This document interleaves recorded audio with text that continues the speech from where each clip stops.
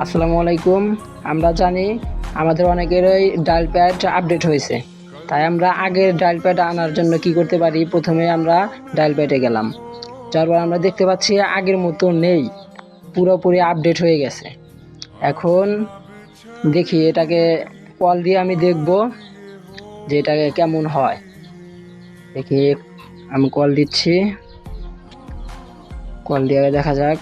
এই যে কল দিলাম, এখন দেখি কল দেওয়ার পর দেখা যাচ্ছে কল ধরার এবং কাটার এই সিস্টেমটাও পুরোপুরি চেঞ্জ হয়েছে।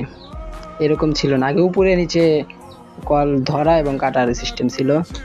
এখন আমরা আগের ডায়াল প্যাড আনতে যা করব, ওই অ্যাপসের উপর চাপ দিয়ে ধরে রাখবো, তারপর অ্যাপ ইনফুতে যাব।